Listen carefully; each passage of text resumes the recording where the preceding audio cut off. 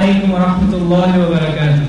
خواتین و حضرات، کھانے کے بعد میں آپ کا ایک دفعہ پھر اس تقریب میں خوش آمدید کہتا ہوں۔ ہمارے ساتھ موجود ہیں ڈاکٹر اسرار احمد۔ ڈاکٹر اسرار احمد کسی بھی تعارف کے محتاج بالکل بھی نہیں ہیں۔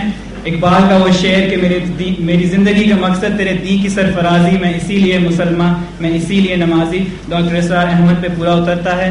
آپ نے اپنی طالب علمی میں ہی یہ فیصلہ کر لیا تھا کہ آپ اپنی ساری زندگی دین کے لیے وقف کر دیں گے۔ اسی سلسلے میں آپ نے انجمن خدام القرآن اور تنظیم اسلامی جیسی جماعتوں کی بنیاد رکھی۔ ان کا ڈاکٹر اسرار احمد باوجود اپنی عدالت کے، ڈاکٹر اسرار احمد ابھی ان کے پیر میں موچ آئی ہوئی ہے جس سے وہ چل بھی نہیں سکتے، باوجود اس کے انہوں نے ہماری دعوت قبول کی، جس کے لیے ہم ان کے انتہائی مشکور ہیں۔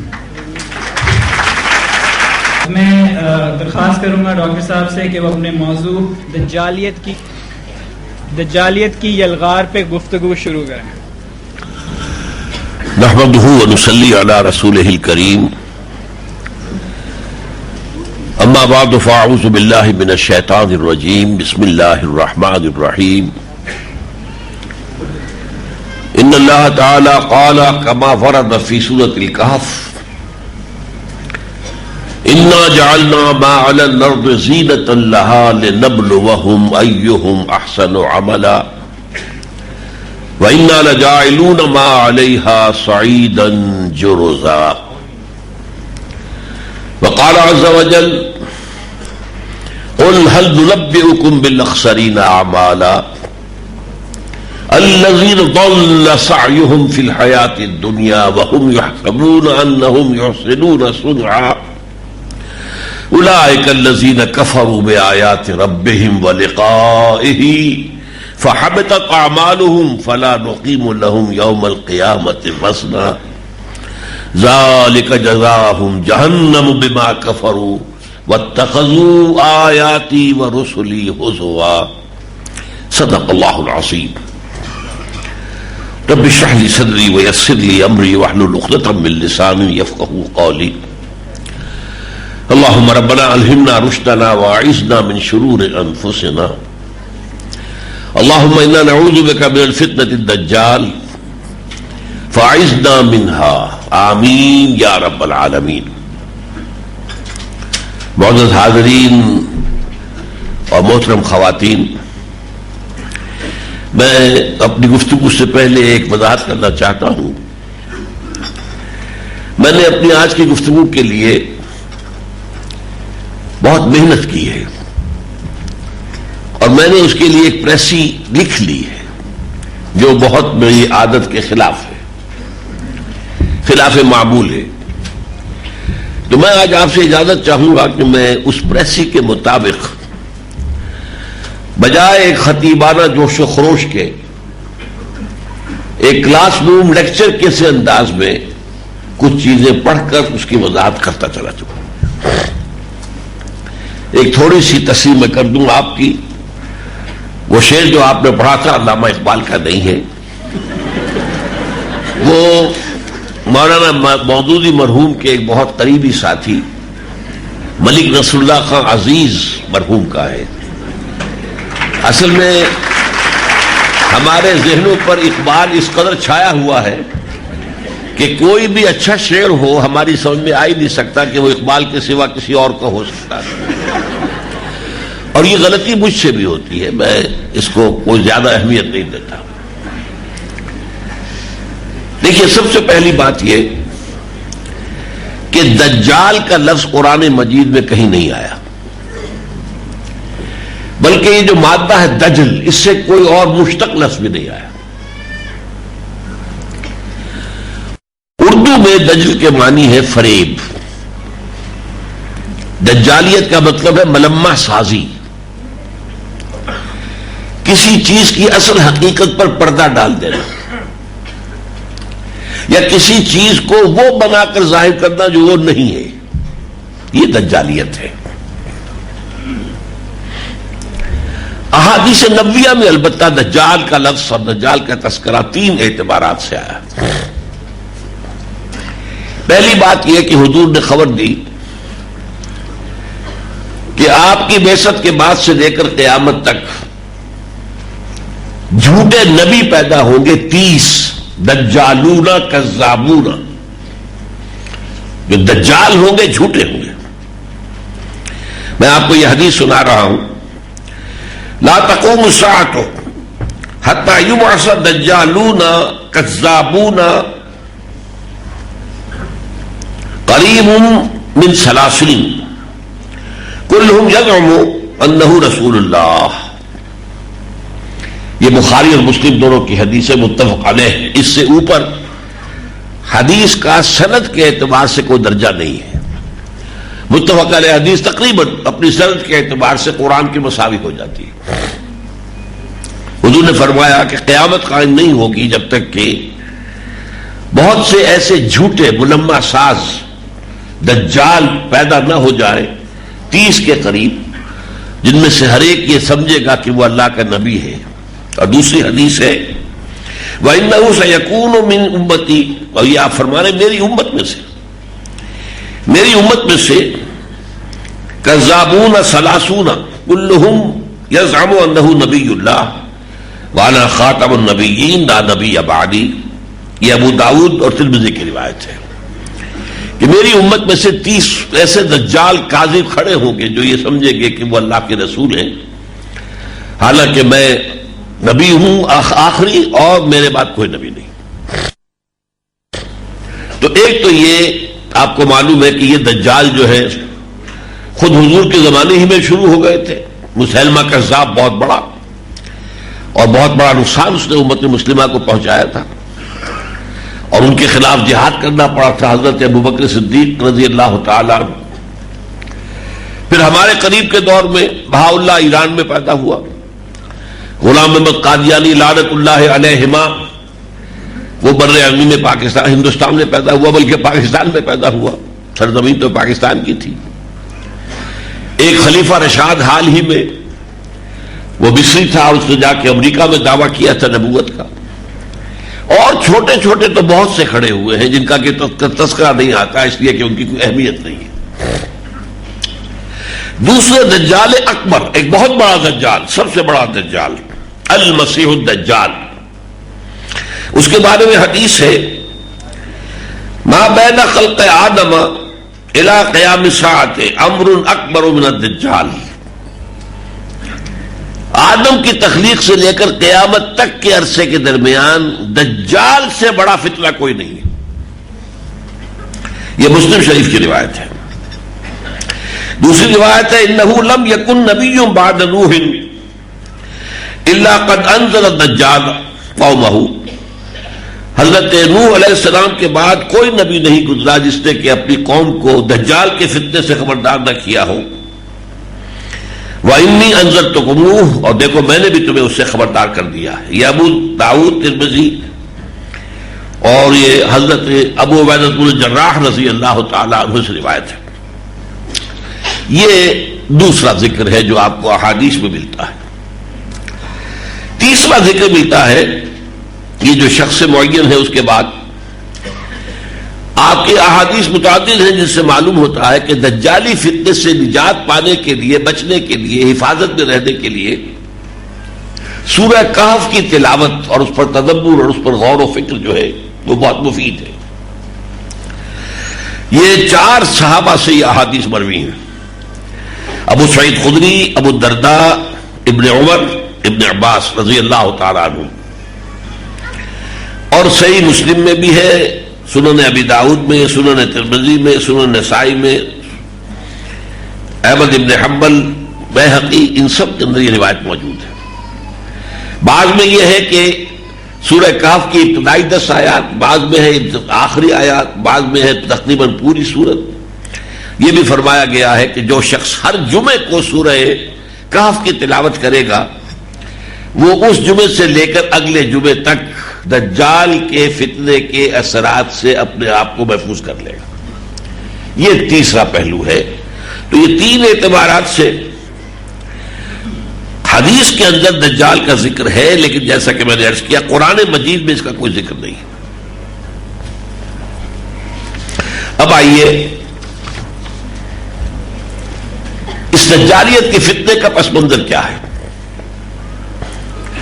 قرآن حکیم کا مطالعہ کیا جائے اور یا پھر خاص طور پر سورہ کہف کا، کیونکہ پورے قرآن مجید کے اندر سورہ کہف کا خاص ایک اس کی مناسبت ہے اور وہ بچاؤ کا ذریعہ بنتی ہے فتنہ دجال سے، تو اس پر تدبر کی بہت ضرورت ہے۔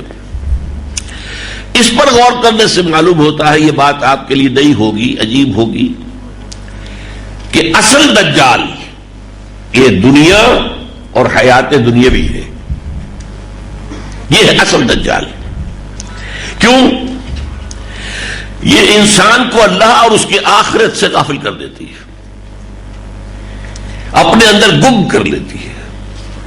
کافر کی یہ پہچان کہ آفاق میں گم ہے، یہ گمشدگی کی حالت جو ہے، یہ دنیا جو ہے اپنی محبت میں گرفتار کر کے انسان کو اللہ سے محجوب کر دیتی ہے، یہاں تک کہ دنیا ہی اس کا محبوب، مطلوب اور مقصود جو اصل اللہ کو ہونا چاہیے، لا محبوب الا اللہ، لا مطلوب الا اللہ، لا مقصود الا اللہ، اس کی بجائے دنیا ہی مطلوب و مقصود و محبوب بن کر گویا کہ معبود بن جاتی ہے۔ یہ ہے اصل معاملہ۔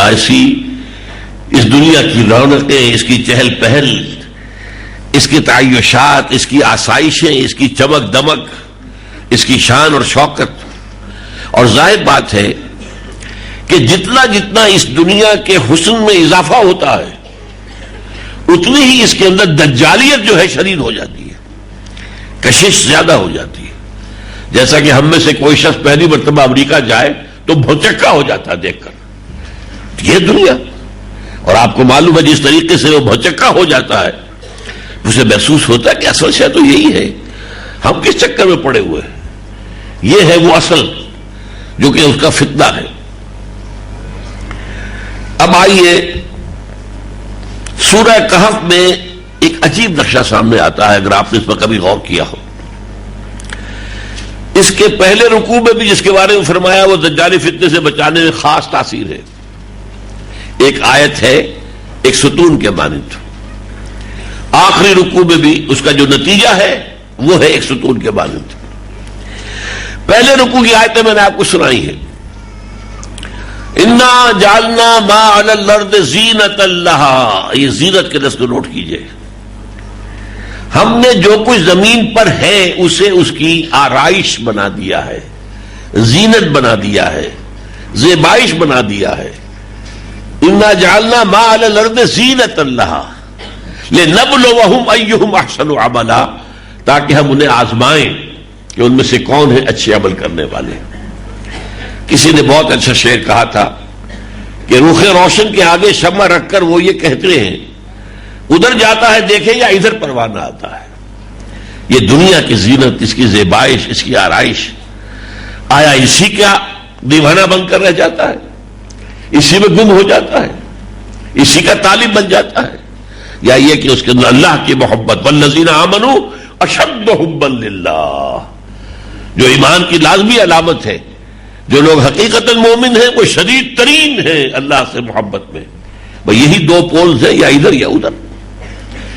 تو رخ روشن کے آگے شمع رکھ کر وہ یہ کہتے ہیں ادھر جاتا ہے دیکھیں یا ادھر پروانہ آتا ہے۔ اب یہ جو ہے اس کا جو نتیجہ نکلتا ہے وہ ہے سورہ کہف کے آخری رکوع میں، قُلْ هَلْ نُنَبِّئُكُم بِالْأَخْسَرِينَ أَعْمَالًا، اے نبی ان سے کہیے کیا ہم تمہیں بتائیں کہ اپنے اعمال میں سب سے زیادہ خسارے میں رہنے والے کون ہیں؟ بھاگ دوڑ تو سب کر رہے ہیں صبح سے شام تک، دن رات، کون اپنی سی کوشش نہیں کر رہا ہے، لیکن یہ کہ ان میں کون خسارے میں ہے، کون گھاٹے میں ہے، کون نفع میں ہے، کون کامیاب ہے، اور خسارے میں اکثر سب سے بڑھ کر خسارے میں۔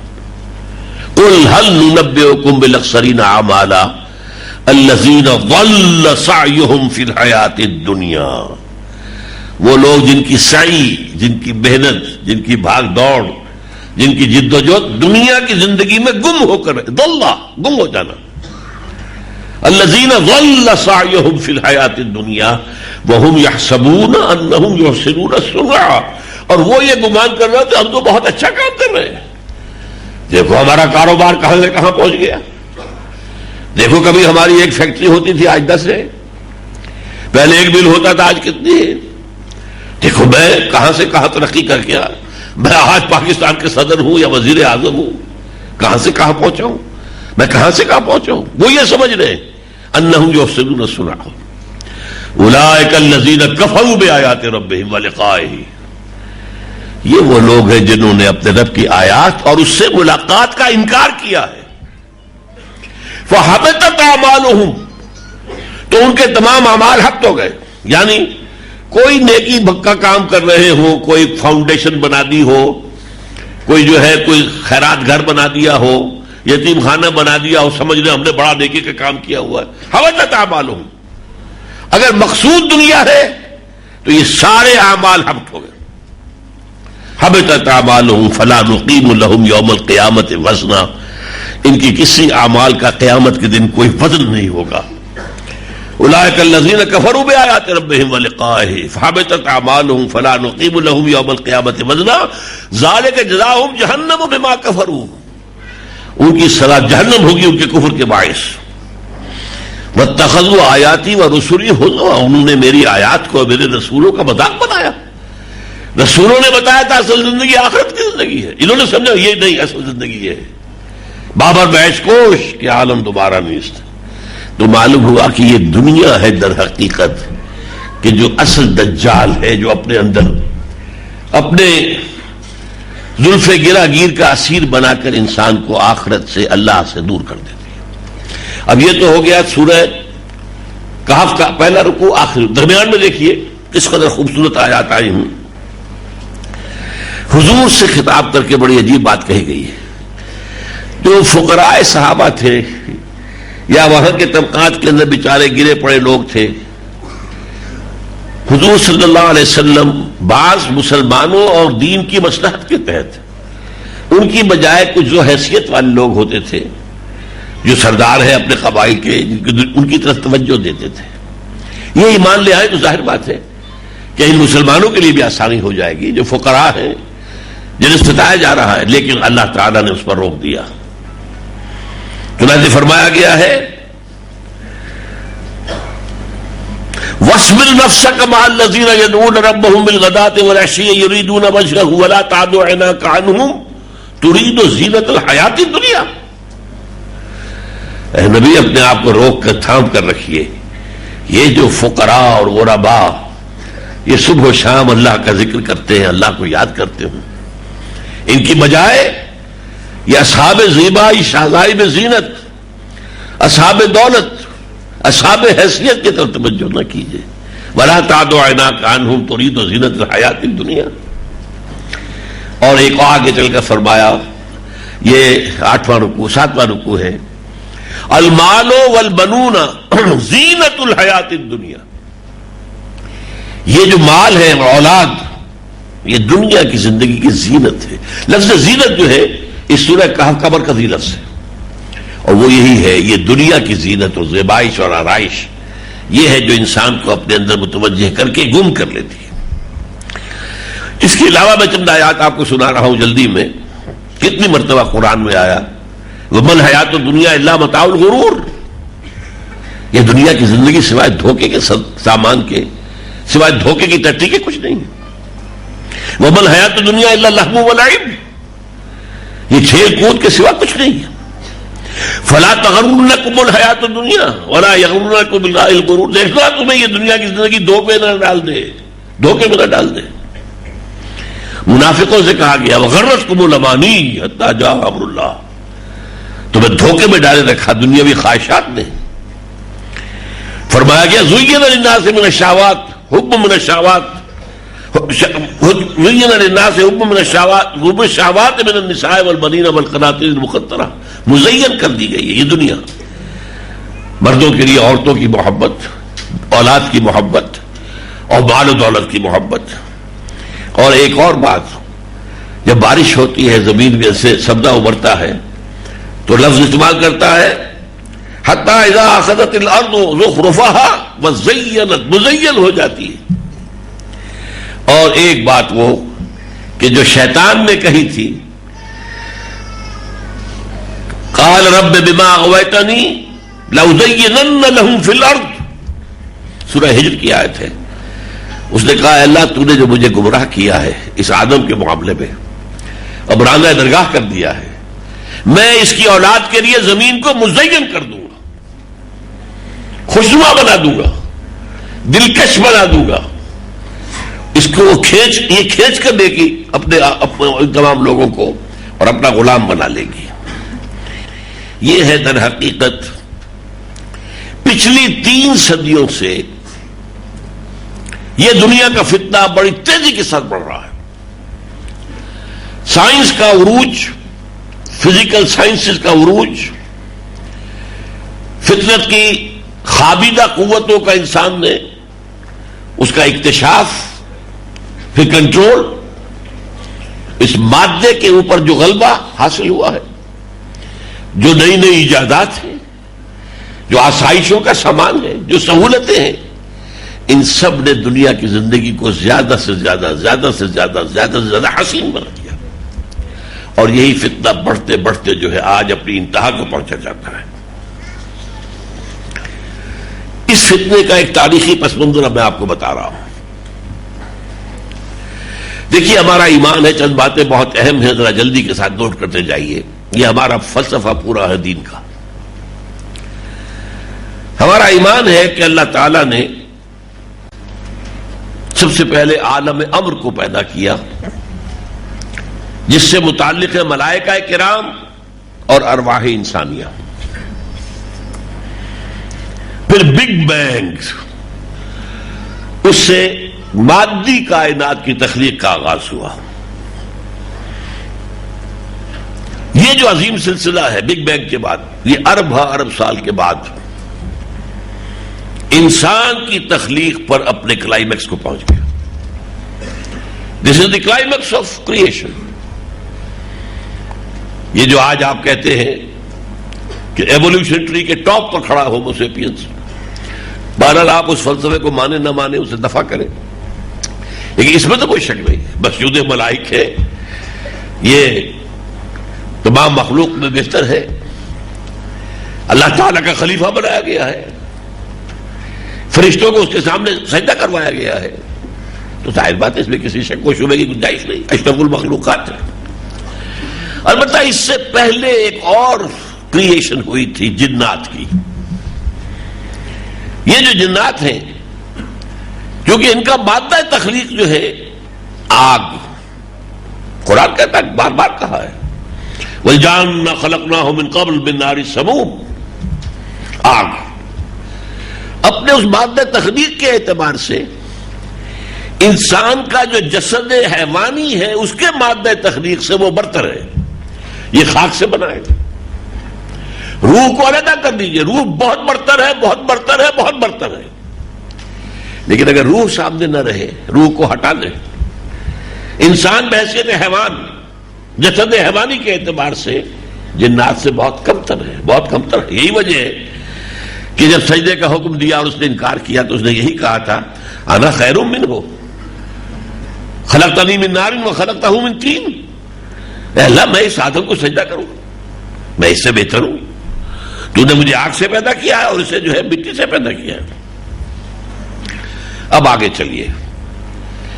اس آدم کو خلافت عرضی عطا کی گئی. نمبر 1، جب خلافت عرضی عطا کی گئی تو سارے فرشتوں کو اس کے سامنے جھکا دیا گیا. گویا کہ اس کائنات کے جو کارکنان قضاء و قدر ہیں وہی فرشتے ہیں نا، ان کو تابع فرمان بنا دیا گیا ہے انسان کے. نمبر 1. اور نمبر 2، اس پوری کائنات کو مسخر کر دیا انسان کے لیے. میں ایک طویل عرصے پہلے یہ سمجھتا رہا تھا کہ یہ صرف یہ جو ہماری یہ دنیا ہے، کیونکہ خلافت عرضی دی گئی آدم کو، لہذا اس دنیا کو اور اس سے متعلق چیزوں کو مستقل کیا گیا. لیکن قرآن مجید میں حیران رہ گیا ہم. سورہ لقمان میں فرمایا گیا الم تروا ان اللہ سخر لکم ما فی السماوات و ما فی الارض. کوئی شے رہ گئی اس سے باہر کائنات کی؟ اور اسی دوبارہ فرمایا سورہ جاسیہ میں سخر لکم ما فی السماوات و ما فی الارض منہ جمیعا. کوئی شک نہ رہ جائے تمہیں. یہ پوری کائنات یہ در حقیقت انسان کے لیے مسخر کر دی گئی. اب اس انسان کو اللہ تعالی نے دو علم عطا کیے. یہ بہت اہم نقطہ ہے، اس کو سمجھیے. اور یہ سورہ بقرہ میں جہاں آدم کی خلافت کا ذکر ہے اور سجدے کا ذکر ہے چوتھے رکوع میں، اس کی ابتدا اور اختتام پر یہ دو علم ہے. علم آدم الاسماء کلھا، اس کائنات مادی کے تمام علم آدم کو پوٹینشلی بالقوہ عطا کر دیے گئے. نمبر ایک، البتہ یہ بالقوہ پوٹینشل لکھا ہے میں نے، یہ وہ ہے کہ جو پھر بعد میں ایکسفولیشن ہوئی ہے اس کی، اس علم کے حصول کا ایپریٹس رکھ دیا گیا. یہ حواس خمسہ ہے، اس سے ڈیٹا جمع کرو، اس دماغ کے کمپیوٹر سے پروسیس کرو اور کائنات کو سمجھو. فطرت کی قوتوں کو پہچانو، عناصر کو پہچانو.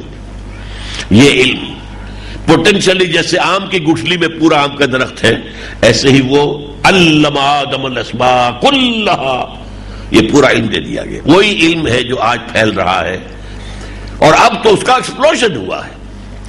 پچھلے 100 سال میں ایکسپلوژن ہوا، بڑا دھماکہ ہوا. یہ ہیروشیما کے دھماکے سے کم نہیں ہے. جو ایکسپلوژن نالج کا اس وقت دنیا کے اندر ایک اندازہ ہی نہیں، کوئی انسان جان ہی نہیں سکتا. ہر شعبے کے اندر اتنی بات آگے بڑھ چکی ہے کہ آپ اپنے شعبے کا ہی جو ہے احسان نہیں کر سکتے، کسی اور کا کیا کریں گے.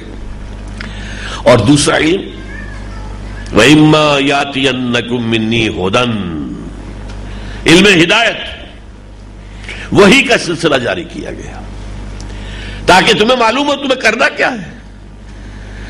دنیا کو تسخیر کرو لیکن استعمال کاہے کے لیے کرو گے، یہ تمہیں ہدایت بتائے گی. اس کا غلط استعمال نہ کرنا. اس کا غلط استعمال کرو گے تو اے روشنی تباہ تو من بلا شدی، تو وہی تمہارا علم جو ہے تمہارے لیے ہلاکت اور تمہارے لیے بہت بڑا عذاب کا ذریعہ بن جائے گا. اس ایک آنکھ، میں اس کو دو آنکھوں سے تعبیر کرتا ہوں، اس ایک آنکھ سے دنیا کو سمجھو، پہچانو، اس کی خابیدہ ڈورمنٹ جو نیچرل فورسز ہیں ان کو سمجھو، ان کا اکتشاف کرو، پھر ان پر قبضہ کرو، تسلط کرو، استعمال کرو، یہ سارا کام کرو. یہ ایک علم ہے یہ. اور دوسری آنکھ جو ریسیو کرتی ہے، اس کو آپ دل کی آنکھ بھی کہہ سکتے ہیں، لیکن میں یہ دو آنکھیں کہہ رہا ہوں اس لیے کہ دجالی تہذیب کو کہا گیا یک چشم، دجال ایک آنکھ والا ہوگا. یہ دو آنکھیں اللہ نے دی تھی انسان کو کہ اس سے یہ کائنات کا علم حاصل کرو اور اس سے اس علم کو استعمال کیسے کرنا ہے، کرنا کیا ہے، جانا کدھر ہے، صراط مستقیم پر کیسے چلنا ہے، اس کو اختیار کرو.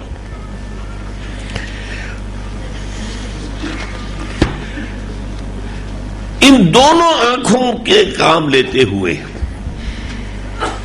نوع انسانی، اب 3 لفظ نوٹ کیجئے میرے، مادی، ذہنی اور تمدنی ترقی کی منزلیں طے کرتی رہی.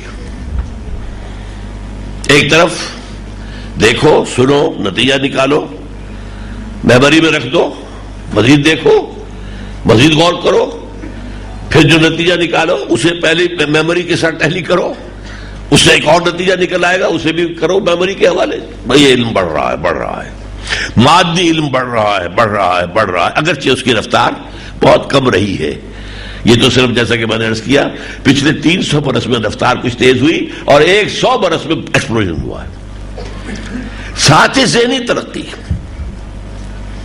اس پوری کائنات کا ایز اے ہول فکر. سائنس جو ہے وہ تو پیس میل نالج آپ کو دیتا ہے، پوری کائنات کو سائنس کچھ نہیں بتاتی ہمیں.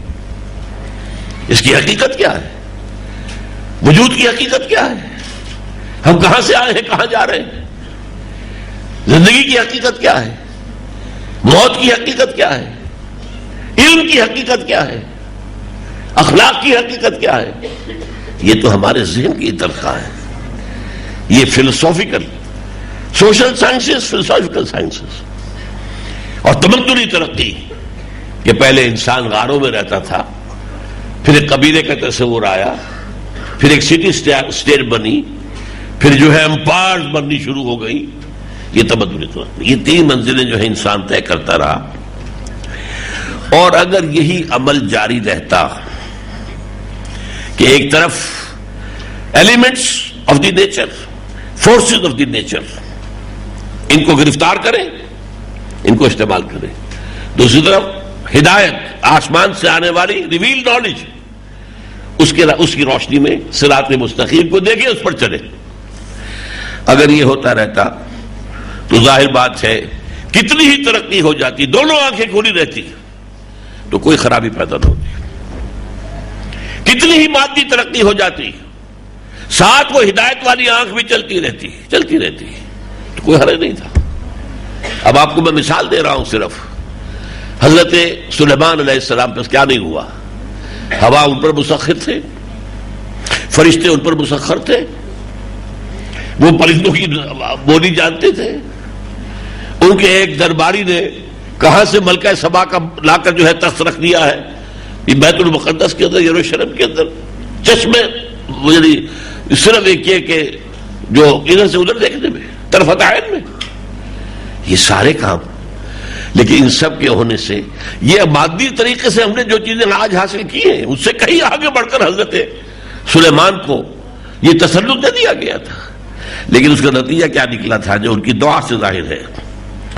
رب اوزعنی ان اشکر نعمتک التی انعمت علی وعلی والدی وان اعمل صالحا ترضاه وادخلنی برحمتک فی عبادک الصالحین. پروردگار مجھے توفیق دے میں شکر کر سکوں، تو نے جو مجھے نعمتیں دی ہیں اور مجھے اور میرے والدین پر جو انعامات کی میں ان کا شکر ادا کر سکوں، اور مجھے نیک عمل کی توفیق دے. میرا دماغ پھر نہ جائے، میرے اندر کوئی تمرد اور شیطنت پیدا نہ ہو جائے، کوئی تکبر یہ پیدا نہ ہو، تمرد پیدا نہ ہو جائے، مجھے بہت محفوظ رکھے سے. یہ اگر چلتا رہتا تو کوئی فتنہ نہیں تھا. لیکن آج سے لگ بھگ 3500 سال قبل ایک واقعہ ظہور میں آیا ہے، اور وہ کیا ہے؟ اللہ نے پوری نوع انسانی میں سے ایک قوم کو چن لیا، نہایت ذہین و فتین قوم، نسل آدم، نسل ابراہیم سے، نسل یعقوب سے. قرآن مجید میں آیا اخترناہم علی علم، ہم نے چنا تھا انہیں اپنے علم کی بنیاد پر. اور 2 مرتبہ صرف سورہ بقرہ میں ہے وَأَنِّي فَضَّلْتُكُمْ عَلَى الْعَالَمِينَ، میں نے تمہیں تمام جہان والوں پر فضیلت دی تھی. سورہ بقرہ کے 6 رکوع کی دوسری آیت بھی یہ ہے، 15 رکوع کی دوسری آیت بھی یہ ہے، یا بنی اسرائیل اذکروا نعمتی التی انعمت علیکم وانی فضلتکم علی العالمین. یہ حضرت موسیٰ کے امتی بنائے گئے، انہیں تورات دی گئی، انہیں شریعت دی گئی، اور انہیں گویا کہ ایک اعتبار سے اس وقت امام الناس بنا دیا گیا. ان کا جو ہے ایک یوں سمجھیے 1500 برس کی تاریخ تو 2 عروج اور 2 زوال اب عمر موجود نہیں ہے اس وقت. پہلا عروج داؤد، سلیمان، طالوت کا دور حکومت. پہلا زوال اسیرینز کے ہاتھوں سلطنت اسرائیل کی تباہی، نیبوکڈنیزر کے ہاتھوں دی ایمپرر آف بیبیلونیا، یہودا کی تباہی. دوسرا عروج مکابی پاور، اور دوسرا زوال پہلے یونانی پھر رومی، ان کے ہاتھوں ذلت اور محکومی اور غلامی. لیکن آج سے 2000 سال قبل انہوں نے ایک عظیم ترین جرم کیا، قتل، اور قتل بھی اللہ کے جلیل القدر پیغمبر کا قتل کرنے پر کمر کسی ہے. حضرت عیسیٰ علیہ السلام، آج سے 2000 سال پہلے کا واقعہ ہے. آپ اپنے ذہن میں یہ کرونالوجی جو ہے، فیکٹس، دینی حقائق کی یہ ترتیب زمانی اپنے ذہن میں رکھیں. حضرت عیسیٰ ابن مریم علیہ السلام، آپ کو معلوم ہے اللہ کے نبی، اللہ کے رسول، جلیل القدر پیغمبر، بہت بڑی آیات الہیہ، پوری شخصیت ہی آیات پر مشتمل ہے، معجزات پر مشتمل ہے. انہوں نے سولی چڑھوانے کی اپنی حد تک تو انہوں نے چھری چڑھوا دیا. یہ بات دوسری, اللہ نے کیا کیا کہ انہیں اٹھا لیا, اور ان کی جگہ اب آج ہمیں معلوم ہے کہ جس حواری نے غداری کر کے گرفتار کرایا تھا اسی کو سولی چڑھوایا. اور یہ انجیل برنباس میں موجود ہے, کہیں قرآن میں نہیں ہے, حدیث میں نہیں ہے, ہماری کسی تفسیر میں نہیں ہے. ایونجیلیم برنابے اس نے وضاحت کی ہے ساری, اور میں سمجھتا ہوں صحیح بالکل کی ہے. نتیجہ یہ ہوا, یہ جو ہے نتیجہ آپ نوٹ کیجیے, یہ اہم نتیجہ جس کے میں آپ کو لانا چاہتا ہوں. نتیجہ یہ نکلا کہ یہ اس دن کے بعد سے راندہ درگاہ ہوئے, ملعون قرار پائے, مغضوب علیہم قرار پائے, اور ایول شر اس کا سب سے بڑے ایجنٹ اور عزازیل ابلیس کے سب سے بڑے مرید بن گئے. اس کے بعد سے دنیا میں جو شر آ رہا اجتماعی, اس کا جب آپ ٹریس کریں گے تو آپ کو جا کر یہود تک ان کا سرا ملے گا. پورا فکر کی گمراہیاں, عمل کی گمراہیاں, اخلاقی گمراہیاں, تمام کا جو ہے سرا وہ بنی اسرائیل, وہ یہودی. اس لیے کہ حضرت مسیح علیہ السلام کو اپنے طور پر سولی پر چڑھوا کر انہوں نے جو جرم عظیم کیا ہے, یہ اس کی سزا ہے کہ جو سزا انہیں اللہ تعالیٰ کی طرف سے ملی ہے. یہاں تک کہ آج سے 1700 سال قبل,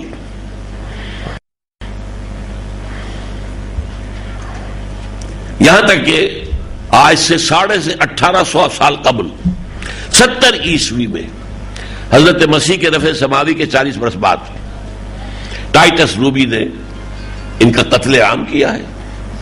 1,33,000 یہودی ایک دن میں قتل ہوا یروشلم میں. 1,33,000 ایک دن. 67,000 قیدی بنائے گئے. تمام عورتوں کو, خاص طور پر جوان عورتوں کو محفوظ کر لیا اپنی روڑیوں کی حیثیت سے. ہیکل سلیمانی جو پہلے جو ہے نبوکدنضر نے برباد کیا تھا, پھر دوبارہ بنایا گیا تو اب ٹائٹس نے اس کو برباد کیا. آج تک برباد پڑا ہوا ہے. وہ ان کا خانہ کعبہ ہے جو سمجھئے کہ سن 70 عیسوی سے برباد ہوا پڑا ہوا ہے. صرف ایک دیوار ہے, ویسٹرن وال, وہ انٹیکٹ ہے, جس کو یہ ویلنگ وال کہتے ہیں. رونے کے لیے, ماتم کے لیے وہاں جاتے ہیں, سر پھوڑتے ہیں اپنا, روتے ہیں, تورات پڑھتے ہیں. وہ ہے نشانی صرف اس ٹیمپل کی. وہ ٹیمپل کہتے ہیں, ہم جو مسجد کہیں گے اسے. حضرت سلیمان نے جسے بنایا وہ مسجد تھی. اس کے بعد تعبیر ہوا, مکابی دور میں مسجد تھی, لیکن وہ گری پڑی ہے. اور اس دن سے ان کو نکال دیا گیا. فلسطین سے باہر نکل جاؤ, ڈائسپورا شروع ہو گیا پوری دنیا کے اندر منتشر. جہاں سینگ سوائے بھاگ جاؤ, فلسطین میں تمہارے لیے کوئی جگہ نہیں ہے. اس وقت جو رومن تھے وہ بھی انہیں ستاتے تھے, پرسیکیوٹ کرتے تھے. حضرت عیسیٰ علیہ السلام کے جو ماننے والے تھے انہیں یہ پرسیکیوٹ کرتے تھے. لیکن آج سے 1700 سال قبل, یعنی سن 300 کچھ میں عیسوی میں, کانسٹنٹائن دی ایمپرر آف روم جب اس نے عیسائیت قبول کی ہے, پوری سلطنت روما جو ہے وہ عیسائی ہو گئی. پورا یورپ عیسائی ہو گیا. اس کے بعد سے ان کے اوپر جو مار پڑنی شروع ہوئی ہے, most persecuted people on the surface of the earth, خاص طور پر یورپ میں, کرسچن یورپ, انتہائی ان سے نفرت, شہروں میں داخلے کی پابندی, باہر رہو گھیٹوز کے اندر, شہر میں آنے کے لیے جیسے کہ کبھی 2 گھنٹے کے لیے کھول دیا جائے, کہیں لگا ہوا ہے وہ کیا آپ اسے کہتے ہیں, خلافت کا نظام قائم کیا. یہ حضرت داؤد کی حکومت جو ہے کسی انسانی جدوجہد کے نتیجے میں نہیں تھی, وہ ایک واقعہ تھا اچانک جو ہوا ہے. یہ جو خلافت دی گئی تھی آدم کو, اس کا پہلا ظہور وہ ہوا ہے محمد رسول اللہ صلی اللہ علیہ وسلم کے دست مبارک سے. اور کتنے بڑے رقبے پر خلافت الہی کا نظام قائم ہوا ہے. اور یہ جس تیزی کے ساتھ یہ بات بڑھ رہی تھی, نوٹ کر لیجئے, پوری دنیا اسی وقت خلافت کے تحت آ جاتی ہے. لیکن وہی یہودی, ان میں کا ایک شخص عبداللہ ابن سبا سامنے آتا ہے, اسلام کا لبادہ اوڑھتا ہے, انٹرنل سیبوٹاج کرتا ہے, آپس میں لڑاتا ہے, قبائلی عصبیتوں میں بھڑکاتا ہے, حضرت علی کے خدا ہونے کا اعلان کرتا ہے، خلافت کا حق جو ہے بنو ہاشم کا قرار دیتا ہے، الفتنۃ الکبریٰ، حضرت عثمان شہید ہوتے ہیں، پھر 4 برس تک جنگ خانہ جنگی، 1 لاکھ مسلمان ایک دوسرے کی تلواروں اور تیروں سے ختم ہو گئے. تو وہ جو سیلاب جو تھا تھمتا نہ تھا کسی سے، سیل رواں ہمارا، وہ سیلاب جو ہے رک گیا، اور گویا کہ اس پورے معاملے کا ڈراپ سین جو ہے ذرا مؤخر ہو گیا کہ پورے کرۂ ارضی پر اللہ کا دین آئے اور نظام خلافت قائم ہو. لیکن یہی سے تاریخ نے ایک اور موڑ موڑا. میں اب ذرا جلدی میں پڑھنے کی بجائے میں بس اپنے عنوانات دے کر بات پوری کرتا ہوں. اور وہ تاریخ کیا تھی؟ حضور کے انتقال کے 80 برس بعد ہی مسلمان اندلس میں داخل ہوئے. اس وقت ہسپانیہ میں موسٹ پرسیکیوٹڈ کمیونٹی، انتہائی ان پر تشدد تھا. اس لیے انہوں نے عربوں کی مدد کی کہ ہسپانیہ کو فتح کر لیں. دشمن کا دشمن اپنا دوست ہو جاتا ہے نا. لہذا عربوں نے ان کو سمجھا اپنا محسن، اپنے سر پر بٹھایا، انہیں اس قدر آسائشیں دی، اتنا سکون دیا، اتنا اطمینان دیا، اتنی حیثیت دی، یہاں تک کہ ایک وقت میں ہسپانیہ کی سلطنت کا وزیر اعظم یہودی تھا. آپ حیران ہوں گے اگر آپ کے علم میں پہلے بات نہ آئی. اور بن گوریون نے یہ کہا ہے، Muslim Spain was the golden era of our diaspora. یہ ڈائسپورا جو تھا، جو سن 70 عیسوی سے شروع ہوا تھا، اس کے بعد سے یہ ختم تو ہوا ہے 1917 میں آ کر، بالفور ڈیکلریشن کے بعد. اس پورے عرصے کے دوران Muslim Spain was the golden era of our diaspora. اس ڈائسپورا میں یہ یہاں پر بیٹھ کر انہوں نے، جبکہ ہسپانیہ کی یونیورسٹیز سے علم کے دریا بہ رہے تھے، تلیتلا، ٹولیڈو، کارڈوا، قرطبہ، ویلنڈا، گرناتا، آ رہے تھے فرانس اور جرمنی اور اٹلی کے نوجوان آ کر پڑھتے تھے یہاں علوم. یورپ ڈارک ایجز میں تھا، سائنس پڑھنی حرام، مذہب کا یہ فلسفہ پڑھنا حرام. کہیں سے سائنس کی کتاب نکل آئے گی تو گھر جلا دیا جائے گا، فلسفے کی کتاب نکل آئے گی تو گھر جلا دیا جائے گا، اور زندہ جلا دیے جاؤ گے جو پڑھنے والے ہوں گے. لیکن اس دور میں جبکہ انتہائی استبداد تھا مذہبی پوپ کا، یہ جو ہوائیں چلنی شروع ہوئی مغرب سے، ہسپانیہ سے، اور اس سے یہ کہ لوگوں کے اندر علم اور حکمت کے موتی پہنچے. ایک روشن خیالی کا دور عرب میں آیا، یورپ میں آیا. اس کے نتیجے میں وہاں 2 تحریکیں اٹھی، تحریک احیاء العلوم رینیسنس اور تحریک اصلاح مذہب ریفارمیشن، جس کے نتیجے میں پروٹیسٹنٹ مذہب پیدا ہوا. اب یہاں میں ذرا اس کو چھوٹا کر رہا ہوں معاملے کو. اچھا، شکریہ. اصل میں جو کچھ کر رہے تھے عرب، جو چیزیں پھیلا رہے تھے، اس میں یہ یہودی بیٹھا ہوا ہسپانیہ میں کچھ چیزیں مزید شامل کر کے ان عیسائی نوجوانوں کے ذریعے سے عیسائی ممالک میں پھیلا رہے تھے. اسلام نے کہا حریت، آزادی، انسان کا غلام نہیں، صرف اللہ کا غلام ہے، حاکم اللہ ہے اور کوئی نہیں. انہوں نے کہا آزادی، مادر پدر آزادی، اللہ سے بھی آزادی، شریعت سے بھی آزادی، جو منہ میں آئے بکنے کی آزادی، اظہار خیال کی آزادی، فکر کی آزادی. اس آزادی کو بڑھایا. اسلام نے مساوات سکھائی، ہر انسان برابر ہے. By birth every human being is equal to every other human being. کوئی اونچا نہیں، کوئی نیچا نہیں، کوئی اعلیٰ نہیں، کوئی ادنا نہیں.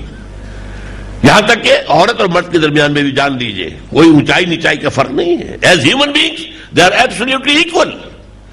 یہ انتظامی معاملہ ہے. ایک دفتر میں ایک افسر ہے اور ایک دروازے پر کھڑا ہوا جو ہے وہ اس کا دربان ہے. یہ اس انتظامی اعتبار سے برابر نہیں ہے. As human beings they are equal. تو گھر کے ادارے میں مرد حاکم ہے، حکمران ہے، عورت وزیر ہے، لیکن یہ ہے کہ ویسے as human being they are equal absolutely. They share the dignity and honour, human honour and dignity absolutely equally. انہوں نے اسے بنایا مکمل مساوات. نتیجہ ویمن لب، عورت کی آزادی. نتیجہ خاندان کی بربادی اور تباہی. پورا معاملہ سیٹ اپ، سوشل تہذیب ختم ہو گئی. یہ سارا کام کون کر رہے تھے؟ یہودی بیٹھے کر رہے تھے عیسائیت سے انتقام لینے کے لیے. یہ سارے جو ہیں، کون سیاہی گھول رہا ہے وقت کے بہتے دریا میں؟ یہ جو علم کے اور حکمت کے اور روشنی کے جو دریا چل رہے تھے ہسپانیہ یونیورسٹی سے، ان میں شامل کی جا رہی تھی یہ چیزیں. اور جب آپ کو معلوم ہے کہ جب 16ویں صدی کی 15ویں صدی کے اختتام اور 16ویں صدی کے شروع میں ہسپانیہ سے مسلمان نکال دیے گئے، تو پھر اس کے بعد تو اس پوری تحریک رینیسنس اور اصلاح مذہب، اس کی قیادت بالکلیہ جو ہے وہ یہودیوں کے ہاتھ میں آ گئی. نتیجتاً پروٹیسٹنٹ مذہب پیدا ہوا، بغاوت ہوئی پوپ سے، اور وہ پروٹیسٹنٹس جو ہیں وہ یہودیوں کے اعلی کار بن گئے. نتیجتاً یہ سارا جو ہے انہوں نے کیلوین کے ذریعے سے سود کو جائز کروایا، جبکہ پوپ کی حکومت جب تک تھی سود usury as well as commercial interest دونوں بینڈ تھے، حرام تھے. عیسائیت میں حرام ہے، یہودیت میں حرام ہے، اسلام میں حرام ہے، حرام ترین شے ہے. انہوں نے اس کی آزادی لی، پھر بینکنگ کا نظام بنایا، اور اس کے اندر جو ہے انہوں نے اپنا کنٹرول یورپ کا حاصل کیا. اس کے علاوہ جب سائنس بڑھی ہے، جب بڑھی ہے، اس کے نتیجے میں جو کچھ ہوا ہے وہ جو میں نے پہلے بیان کر چکا ہوں. اب عناصر فطرت پر آپ کی گرفت ہے. آپ نیچرل فورسز جو فورسز آف دی نیچر وہ آپ نے گرفت میں لے لی ہیں، ان کو آپ استعمال کر رہے ہیں. نتیجہ کیا ہے؟ آج انسان وہ جو کچھ احادیث میں کہا گیا ہے دجال اعظم کے لیے، دجال اعظم وہ میں آپ کو گنواتا ہوں، وہ در حقیقت وہ ہے اسی پوری سائنسی ترقی کا مظہر جو آج ہمارے نگاہوں کے سامنے ہے. حدیث سنیے، لا تدع قرية نهبتها في 40 ليلة. دجال اکبر کسی ایک بستی کو نہیں چھوڑے گا، پوری دنیا میں گھوم جائے گا صرف 40 دنوں میں، فاصلے ختم ہو جائیں گے. یہ بھی فرمایا گیا کہ اس کا جو گدھا ہوگا، اس کی جو سواری ہوگی، اس کے 2 کانوں کے درمیان 80 ہاتھ کا فاصلہ ہوگا. آج کا ہوائی جہاز ہے اس کی سواری، اسے گدھا جو کہا گیا ہے، اس کی سواری کا ایک قدم اگر ہوگا تو جتنی دیر میں کہ تم ایک دن رات میں جو ہے تم سفر طے کرتے ہو. پھر جب وہ بات کرے گا، انسانوں سے خطاب کرے گا، تو مشرق و مغرب کے درمیان سب سنیں گے. اور آج سن رہے ہیں؟ کیا آپ امریکہ میں ہونے والی تقریب نہیں سن رہے؟ کیا آپ اور پوری دنیا کے کسی اور کونے کے اندر ہونے والا واقعہ اپنی آنکھوں سے نہیں دیکھ رہے؟ اسی طرح فرمایا گیا سخرت لہ انہار الارض وآثارہا، اس کے لیے زمین کے تمام جو دریا ہیں مسخر کر دیے جائیں گے. انہیں حکم دے گا اور وہ بہیں گے. آسمان کو حکم دے گا، یامر السماء فتمطر والارض فتنبت، آسمان کو حکم دے گا وہ بارش برسائے گا، زمین کو حکم دے گا اس سے جو ہے نباتات ابھرے گی. وَيَمُرُّ بِالْخَرِبَةِ فَيَقُولُ اخرجی کنودک، اور وہ بالکل بنجر زمین پر سے گزرے گا اور حکم دے گا نکالو اپنے خزانے، اور وہاں لہلہاتے ہوئے کھیت پیدا ہو جائیں گے. آج ہو رہا ہے، جزیرہ نما عرب میں ہو رہا ہے. آپ جا کر کہیں اگر ابو ظبی کی ایئرپورٹ سے شہر تک جائیں تو آپ کو نظر آئے گا کہ دونوں طرف معلوم ہوتا ہے تو بہت اور اس قدر عمدہ جو ہے باغ ہے، کچھ بھی نہیں، وہ تھوڑے تھوڑے فاصلے رکھے، باقی سارا صحرا ہے، لیکن ہے سب کچھ ہو رہا ہے. اسی طریقے سے وہ مادرزاد اندھے کو ٹھیک کر دے گا، مردہ کو زندہ کرے گا. آج کلوننگ ہو رہی ہے، ایک آدمی کو چیر کر دونوں ٹکڑے کرے گا پھر انہیں جوڑ دے گا. سرجری ہو سکتا ہے کہ جلد ہی اس انتہا کو پہنچ جائے. مردوں سے مکالمہ، یہ ساری چیزیں جو ہے یہ اس کے قبضے میں آ جائے گی، جو آج انسان کے قبضے میں رفتہ رفتہ رفتہ رفتہ رفتہ رفتہ آ رہی ہے. یا یوں سمجھیے جو چیزیں حضرت عیسیٰ کو معجزے کے طور پر دی گئی تھی، وہ چیزیں آج سائنٹیفک ترقی کے ذریعے سے انسان حاصل کرے گا. اور اصل میں یہی دجالیت ہے. نتیجہ کیا نکلے گا؟ فواللہ ان الرجل یاتی ہے وهو يحسب انه مؤمن فيتبعها فيه شبہات. خدا کی قسم کوئی شخص اس کے پاس آئے گا اور وہ سمجھے گا کہ وہ مومن ہے، لیکن اس کے بعد اس کے اندر وہ شبہات پیدا کر دے گا وہ کہ اس کی پیروی کرے گا، اس کے پیچھے چلا جائے گا. اور اس میں سب سے پہلے بنوایا گیا ہے سب سے کثیر تعداد میں جو اس کے پیچھے نکلے گی وہ خواتین ہوں گی. ویمن لب اتنا خوشنما نعرہ ہے جو لگایا گیا ہے پوری دنیا کے اندر، جس نے مغربی تہذیب کو سڈاس بنا دیا. مغربی تہذیب وہ جو اقبال نے کہا تھا کہ تمہاری تہذیب اپنے خنجر سے آپ ہی خودکشی کرے گی، تو واقعہ یہ کہ وہ خودکشی کر چکی ہے. تہذیب کہاں ہے؟ آپ سوچئے کلنٹن نے کہا تھا اپنے آخری جو اس کی state of the union address تھا آخری، کہ القریب ہماری قوم کی اکثریت حرام زادوں پر مشتمل ہوگی، born without any wedlock. وہاں لوگوں کو معلوم نہیں ہمارے باپ کا نام کیا ہے، باپ کا نام نہیں جانتے. انہوں نے بیسک جو فارمز ہوتے ہیں، آپ کسی بچے کو لے کر جاتے اسکول میں داخل کرانے کے لیے، فارم پر کرتے ہیں اس کا نام، اس کے باپ کا نام، وہ باپ کا نام کا خانہ نکال دیا انہوں نے، معلوم ہی نہیں. وہ قوم they are living together not married اور بچے ہو رہے. ہوموسیکشولیٹی، وہ جو کہا تھا شیطان نے میں انسانوں کو حکم دوں گا فَلَا يُغَيِّرُنَّ خَلْقَ اللَّهِ، اللہ کا خلق، اللہ کی تخلیق کو بدل دیں گے. اللہ نے مرد اور عورت بنائے تھے، اللہ کی تخلیق کا نظام یہ تھا.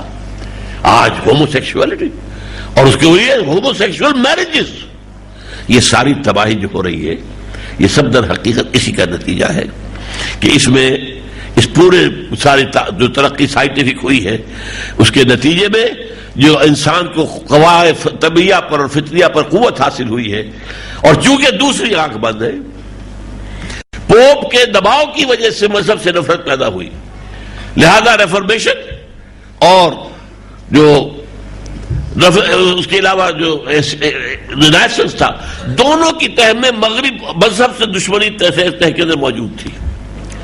نتیجہ کیا نکلا ہے؟ آج 3 نتیجے میں آپ کے سامنے رکھ رہا ہوں پلیز. انفرادی سطح پر نتیجہ کیا نکلا ہے؟ دنیا ہی محبوب ہے، مطلوب ہے، مقصود ہے. اور فکری سطح پر آج جو ٹھوس چیزیں ہیں، جو مادی چیزیں جن کو کہ آپ دیکھ سکیں، چکھ سکیں، سن سکیں، چکھ سکیں، ناپ سکیں، تول سکیں، اہمیت ان کی ہے. خدا کی بجائے کائنات کی توجہ. حیات اخروی نہیں، حیات دنیاوی کیا پتا ہے کہ نہیں ہے، حیات اخروی ہے کہ نہیں ہے کیا پتا، چلو ہو بھی تو یہ تو ہے نا، اسے درست کرو. روح کی بجائے جسم تو ہے، روح کس بلا کا نام ہے بھی کہ نہیں ہے کیا پتا.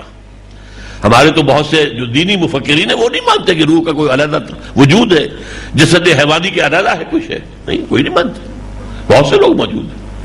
لیکن یہ وہ جو حدیث حضرت عبداللہ ابن مسعود سے، اور جس میں کہتے ہیں وہ کہ وہ میرے الصادق المصدوق نے مجھے بتایا کہ وہ جنین جو ہے رحم مادر کے اندر 4 مہینے تک وہ نطفہ اور مضغہ وغیرہ رہتا ہے، اس کے بعد ثم یرسل الملک فینفخ فیہ الروح، پھر بھیجا جاتا ہے فرشتہ جو اس کے اندر روح پھونکتا ہے. روح تو علیحدہ شے ہے، ورنہ وہ فیٹس جو ہے اس سے پہلے بھی حیوان تو تھا، زندہ تو تھا.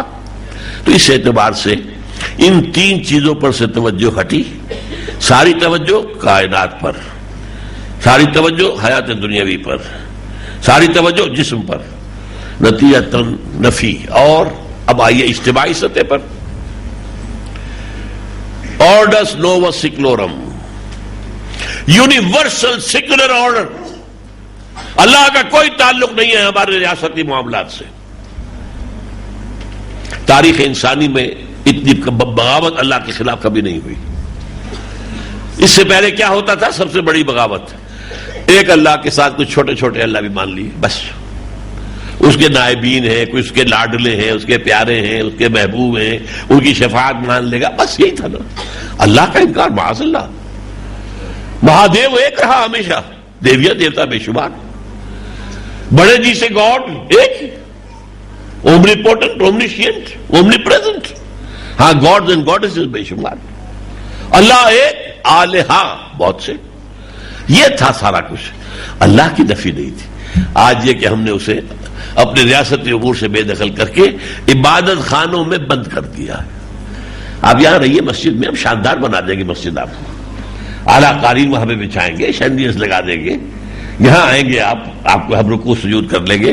ہماری پارلیمنٹ سے کوئی سروکار آپ کا نہیں ہے، ہماری حکومت سے، ہماری سپریم کورٹ کے اندر کوئی دخل آپ کا نہیں ہے، ہماری مارکیٹ میں مت آئیے گا، وہاں تو سود کا راج ہے، وغیرہ وغیرہ۔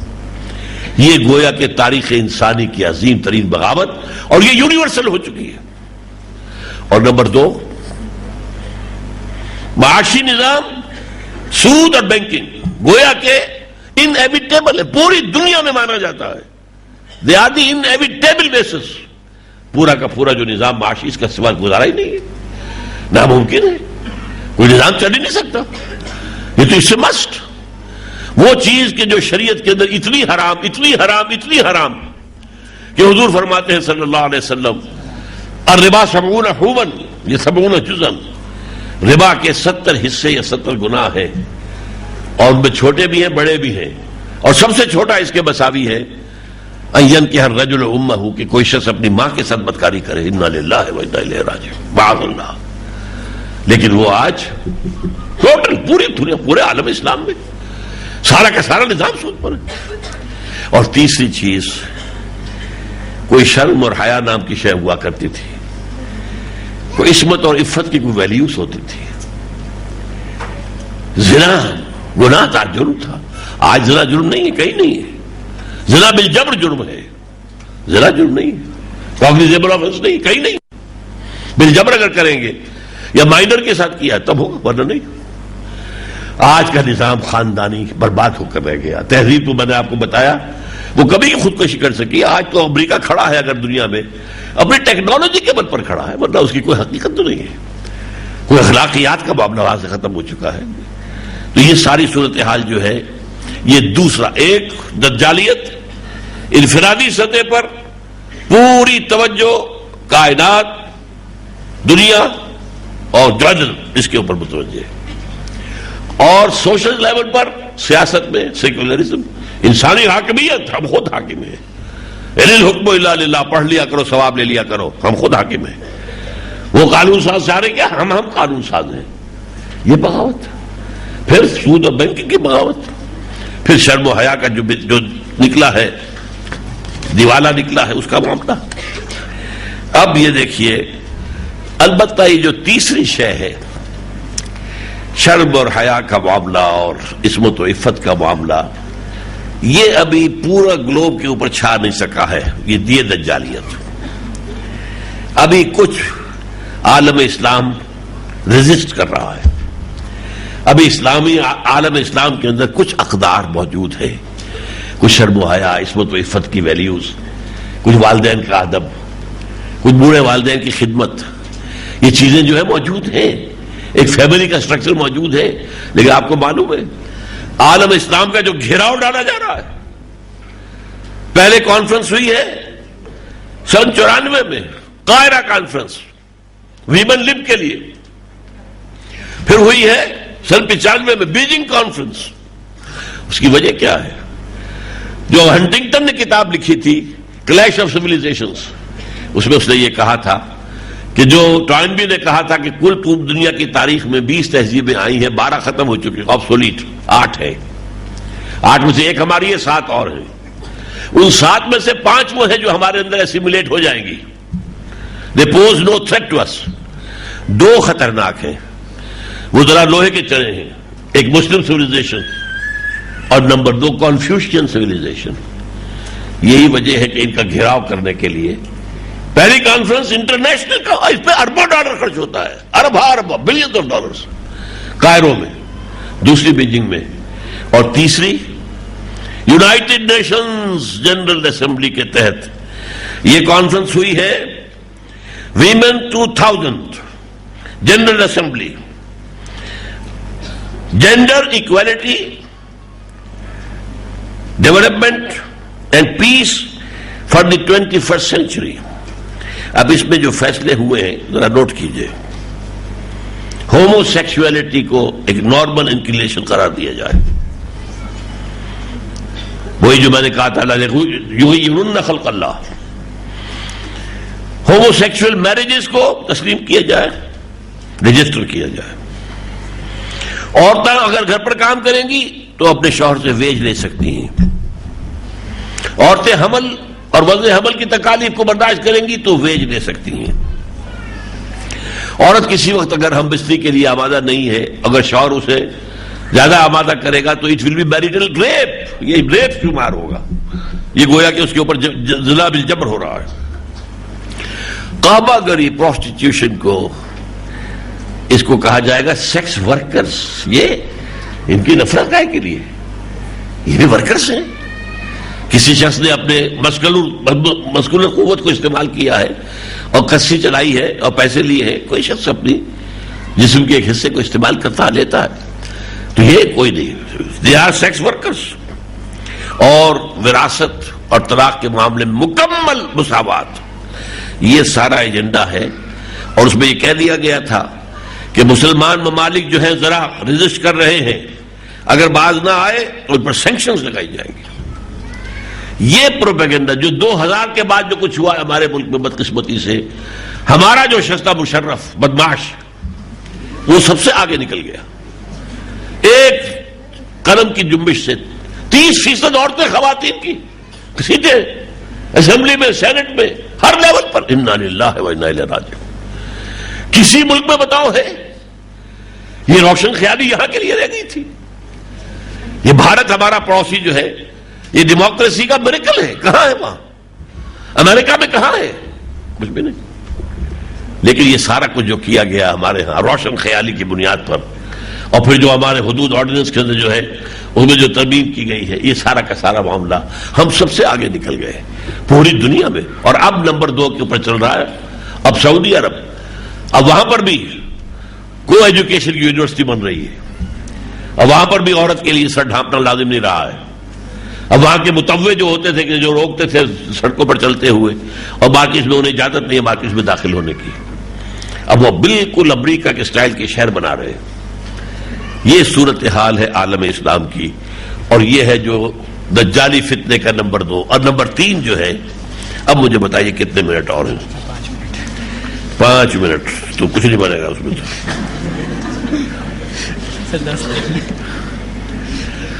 ایک تھرڈ ڈائمنشن ہے. میں نے پہلے بتایا انفرادی سطح پر دنیا محبوب مطلوب مقصود اللہ ہوگا, ٹھیک ہے, آخرت شاید ہو, کیا پتا. روح کس بلا کا نام ہے ہم جانتے ہی نہیں. دنیا میں سیاست, معاشرت, معیشت. تیسری ڈائمنشن کیا ہے؟ یہودیوں کا ایک خواب ہے کہ پوری دنیا پر اپنا مالیاتی تسلط قائم کرے. انہوں نے یورپ میں بینکنگ کے ذریعے سے یورپ پر قبضہ کیا, اور آج سے ٹھیک 100 سال پہلے اقبال دیکھ آئے تھے. 1905 سے 1908 تک رہے تھے وہاں.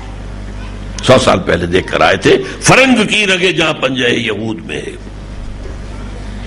یہود کا کمال یہ ہے کہ انہوں نے وہی عیسائی جو ان کے درپے تھے, انہیں پرسیکیوٹ کرتے تھے, ان سے نفرت کرتے تھے, ان سے حقارت کرتے تھے, انہیں ستاتے تھے, انہیں پرسیکیوٹ آج وہی ان کے اعلی کار بن چکے ہیں. Especially the Protestants and most especially the west white Anglo Saxon Protestants, یہ اعلی کار ہیں. ان کا امام پہلے تھا برطانیہ اور اب ہے یو ایس اے. اور یو ایس اے میں جو ایک نئی عیسائیت جو ابھری ہے, وہاں پر عیسائیت کا احیاء ہوا ہے.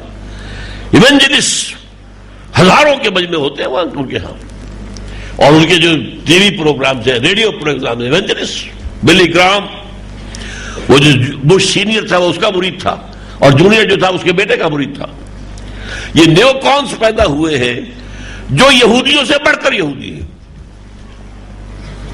ان دونوں کا ایک مشترکہ پروگرام ہے 5 آئٹم ایجنڈا.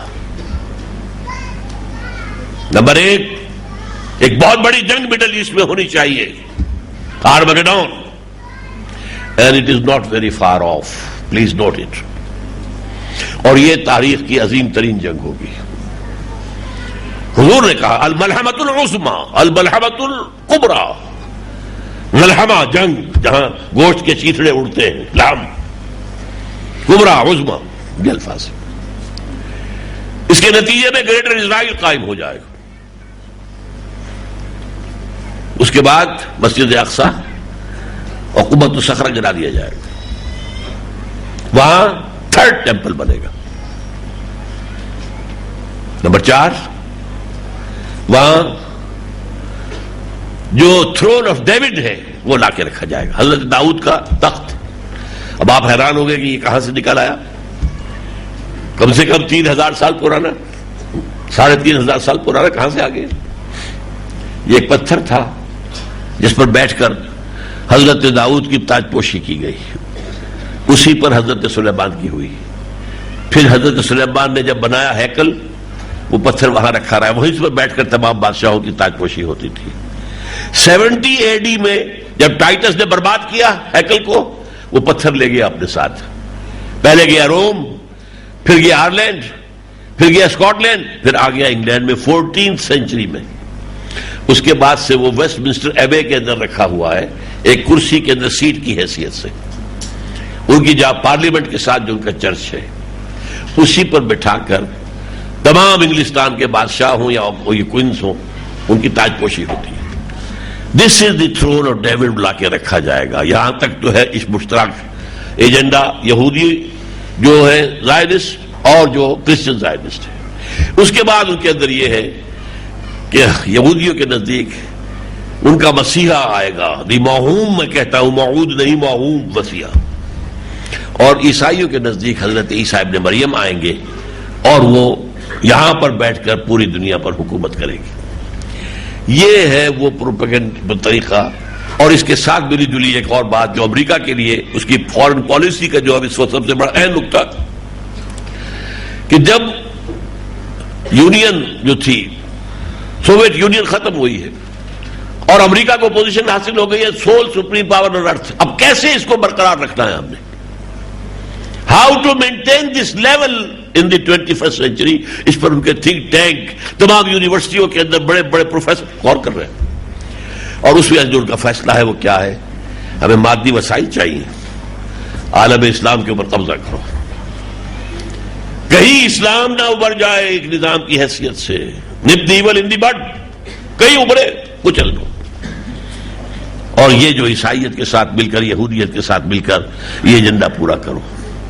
یہ ہے کہ جو کیوں آئے افغانستان میں، وہاں ذخائر بھی تھے، وہاں پر بہت منرل ویلتھ بھی تھی، اور سب سے بڑی بات یہ تھی اسلام ظاہر ہو رہا تھا اصل حاضر کے تقاضاؤں سے. لیکن یہ خوف ہو نہ جائے آشکارا شر پیغمبر، کہیں وہ شر پیغمبر نمایاں ہو رہا تھا. نبدی ولندی بٹ، یہ اس لیے حملہ کیا گیا.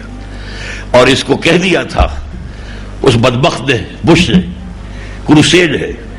پھر اگرچہ لفظ واپس لیا اس نے، لیکن یہ تو بات وہی ہے کہ نکل جاتی ہے جس کے منہ سے سچی بات مستی میں. فقیہ مصلحت بھی سے وہ رندے بادہ خار. اچھا، اس نے کہا، اور میں آپ کے سامنے گواہی پیش کر رہا ہوں، جو ان کا ایونجلسٹ کا سب سے بڑا رسالہ ہے دی فلاڈلفیا ٹرمپٹ، اس کی اگست 2001 کا جو پرچہ ہے، 2001 یعنی 9/11 سے ایک مہینہ پہلے، اس پرچے میں اس کے ایڈیٹر نے جو مضمون لکھا ہے، اس کا ٹائٹل کیا ہے، اس کے اوپر عبارت کیا لکھی ہوئی ہے، تصویر ہے مسجد اقصی اور قبۃ الصخرہ کی، اور لکھتا ہے many people think that crusades are a matter of the past, over forever, but they are wrong. Preparations are being made. میرا یہ جملہ نوٹ کر لیجیے، میرا نہیں، اس کا ہے، جیری فلیشر کا. Preparations are being made for the fight, for the last crusade, which will be the bloodiest of all. یہ کہہ رہا ہے بیٹھا ہوا، امریکہ بھی کہہ رہا ہے، اور چونکہ گھر کا بیٹی ہے، یہ 9/11 گرانے کی تیاریاں ہو رہی تھی نا، اس ٹوین ٹاور کی، خود کرے موساد نے کیا اور یہ امریکہ نے کیا، تاکہ امریکن پبلک اوپینین کو تیار کیا جا سکے، سارا ملبہ مسلمانوں پر ڈال کر، اور ارب ڈالر جو ہے کی منظوری لی جا سکے. یہ اس کے لیے ساری تیاری. اس سے پہلے کتاب بھی آ گئی تھی، امریکہ نیڈز اے پرل ہاربر. بہرحال میں تفاصیل میں نہیں جا سکتا. آخری اب جملہ میں آپ سے کہہ رہا ہوں، ہوگا کیا؟ نمبر 1، فوری طور پر حالات بہت خراب ہیں. یہ ایجنڈا پورا ہوگا، اور یہ باتیں میں آپ کو بتا رہا ہوں احادیث نبویہ کی روح سے. گریٹر اسرائیل بنے گا، عالم عرب پر بہت بڑا اللہ کا عذاب آئے گا، اور وہ اس کے مستحق ہیں. اگر یہودیوں پر عذاب آ سکتا ہے تو اللہ کا قانون کسی کے لیے مختلف نہیں ہے. جو پیٹھ دکھائی ہے عالم عرب نے خاص طور پر، اس کے باوجود کہ ان کی مادری زبان میں اللہ کا کلام موجود ہے، کسی نے قرآن کو اپنا امام نہیں بنایا. آج سب کے سب امریکہ کی جھولی کے، امریکہ کے تھیلے کے اندر سب کے سب. تو یہ گریٹر اسرائیل بنے گا، عربوں پر بہت بڑی سزا آنے والی ہے. پاکستان کا معاملہ ہینگنگ ان دی بیلنس ہے، اس لیے کہ دوسرا بڑا مجرم جو ہے دنیا کے اندر مسلمانوں میں، وہ مسلمانوں نے پاکستان ہے. مجرم نمبر 1 عالم عرب، نمبر 2 مسلمانوں نے پاکستان. کیوں؟ ہم نے ایک ملک لیا اسلام کے نام پر، لاکھوں انسان قتل ہوئے، پھر ہم نے یہاں اسلام قائم نہیں کیا، وعدہ وفائی کی ہے. اللہ نے اس کی سزا کے طور پر فَعَاقَبَهُمْ نِفَاقًا فِي قُلُوبِهِمْ، منافقت کی بیماری ہمارے اندر پیدا کی. اب میں تفصیل میں نہیں جا سکتا اس کی. بہرحال یہ ہونا ہے. البتہ اس کے بعد کچھ دنوں کے بعد پانسا پلٹے گا، ریورسل ہوگی. اور بھی دور فلک ہیں ابھی آنے والے. ناز اتنا نہ کریں ہم کو ستانے والے. وہ آنے والے دور میں سیکنڈ فیز کے اندر یقیناً اہل ایمان کے جہاد اور قتال اور اپنی جانیں دینے کا معاملہ جو ہے وہ بھی ہوگا مؤثر، اور کچھ معجزات کا ظہور بھی ہوگا. اس سے معلوم ہوتا ہے کہ پہلے عرب کے سے مشرق کی طرف کسی ملک میں نظام خلافت قائم ہوگا. ہمیں امید تھی، اور اب تو امید کرتے ہوئے بھی شرم آتی ہے کہ کیسے امید کریں اللہ سے کہ یہاں سے ہو جائے گا یہ، ورنہ یقین تھا کہ پاکستان اسی ڈیوائن سکیم کے تحت وجود میں آیا ہے. لیکن بہرحال ان تتولوا یستبدل قوما غیرکم. افغانستان بھی مشرق میں ہے، پاکستان بھی ہے، لیکن if bad comes to worse and worse to worse، ہو سکتا ہے، میری بات نوٹ کر دیجئے، ہمیں بہت بڑے عذاب کے اندر ڈال کر اور پھر اللہ ہندوؤں کو اسلام لانے کی توفیق دے دے. اس لیے کہ بھارت بھی تو ایسٹ میں ہے، اور حضور کی حدیث میں تو یہی ہے کہ مجھے ہند کی طرف سے ٹھنڈی ہوا آتی ہے. انہونی بات نہیں ہے. تاتاریوں نے 85 کروڑ مسلمان قتل کیا، 85 کروڑ، اور پھر خود ایمان لے آئے. اب غور کیجئے، ہوا کہ نہیں ہے؟ آیا فتنہ تاتار کے افسانے سے پاسباں مل گئے کعبے کو صنم خانے سے. پھر حضرت مہدی کا ظہور ہوگا، ان کے لیے بھی فوج جائے گی کسی مشرقی ملک سے جہاں پہلے نظام آ چکا ہوگا. یخرج الناس من المشرق یطلعون للمہدی، یعنی سلطانی. اور خاص طور پر پھر اس کے بعد جو مرحلہ آخری آئے گا وہ ہوگا یہودی اس وقت تک بیٹھے رہیں گے، صرف عیسائی لڑیں گے. رومی آئیں گے، جو حضور کی خبر ہے البلابۃ العظمیٰ کے بارے میں کہ 80 جھنڈے لے کر عیسائی اے مسلمانوں تم پر حملہ آور ہوں گے. یہ آرمگیڈون ہے جو بائبل کی آخری کتاب ہے، ریویلیشن جان، سینٹ جان، اس میں آرمگیڈون اس کا نام ہے. حدیث میں الملحمۃ العظمیٰ یا الحمۃ الکبریٰ ہے. 80 جھنڈے، اور ہر جھنڈے کے نیچے 12,000 جو ہے وہ فوج ہوگی. تو 9.5 لاکھ ان کا حملہ ہوگا. اس میں بہت بڑی تباہی، اتنی تباہی ہوگی کہ ایک شخص کے 100 بیٹے اگر ہوں گے تو 99 ختم ہو جائے گا، ایک بچے گا. کن کا؟ عربوں کا. ویل للعرب من شر قد اقترب، یہ بھی حدیث ہے حضور کی صلی اللہ علیہ وسلم. بہرحال لیکن اس کے بعد پھر جب یہودیوں سے آئے گا، اور یہودیوں کا پھر وہ المسیح الدجال ان کا مسیحا آئے گا، پھر حضرت مسیح کا نزول ہوگا علیہ الصلوۃ والسلام. وہ اسے قتل کریں گے، یہودیوں کا قتل عام ہوگا، یہودیوں کا میسیکر ہوگا، اور the greater Israel will become the greater graveyard of the Jews. اور عیسائیت بطور مذہب ختم ہو جائے گی. اس لیے کہ حضرت عیسیٰ کہیں گے میں سوری چڑھائی نہیں، تم نے کہاں سے سولی کو اپنا نشان بنا لیا؟ اب میں نے تو سور کو جائز نہیں قرار دیا، تم نے کیسے سور کو جائز قرار دے دیا؟ حضرت مسیح ان کا تمام جتنی غلط باتیں جو کہ یہودیوں نے، سینٹ پال نے شامل کی تھی، ختم کریں گے. تو اس عیسائیت اسلام غم ہو جائے گی. پوری دنیا میں عالمی نظام خلافت قائم ہوگا جو آدم کی تخلیق کا مقصد تھا. انی جاعل فی الارض خلیفہ. وہ جو خلافت عرضی اس کا جو آخری ڈراپ سین ہے وہ حضرت مسیح علیہ السلام کے دست مبارک سے ہوگا.